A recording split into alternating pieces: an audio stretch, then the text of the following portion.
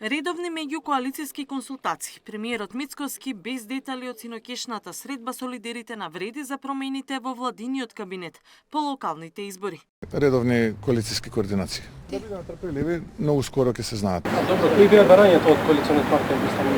Какви предлози има? Видете, ако има што повеќе да споделам, уште на првото прашање ќе дадев одговор. Информациите и од ВМРО ДПМН и од Вреди се дека разговорите продолжуваат и дека намаса е целокупното действување на владините партнери и во владата и на локално ниво. Според неофицијална информација од албанскиот партнер, се споменува дека вице-премиерот Фетај би станал нов министер за евроинтеграции. Вреди би имала еден вице-премиер како замена за Меджити, пратеникот Беким Сали.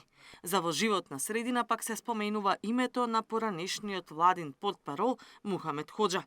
Иако министерот за политички систем Иван Стојлковиќ стана советник во Куманово, тој многу веројатно ќе остане во владата и ќе се откаже од општинската позиција.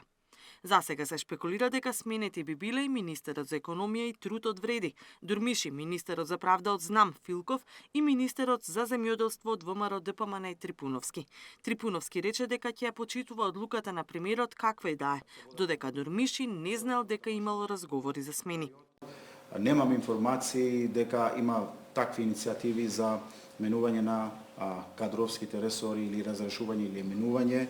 Коалициски партнери се и нормално дека треба да се сретнат, да се договарат како ќе ги водиме работите понатаму, но немам информации што се случило вчера и фокусиране сме на работата на министерството. Неофицијално промени се најавуваат и во албанскиот блок во парламентот со преминување во власта, но и проблеми во коалицијата што ја предводи Дуј.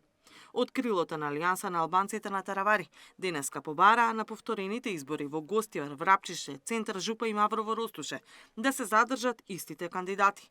Велат дека тоа би било праведно бидејќи евентуалните нови кандидати би немале обврска за цензус како претходните. Сепак познавачите во албанскиот блок велат дека Таравари всушност стравува во Гостивар на повторените избори, дуи дека ќе излезе со свој кандидат, општина во која досега доминираше Алијанса. Бевме во собранието денеска, се подготвиме за овој прес и затоа нема проблем.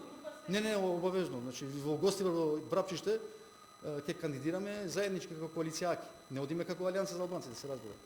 Од ова крило бараат од собранискиот спикер Гаши да ги распише повторените избори за пред нова година, а не на најавениот датум 11 јануари, бидејќи според нив тоа немало да биде фер кон инселениците што ќе си бидат заминати по новогодишните празници и не ќе можат да гласаат. Катерина Нишкова, Сител телевизија.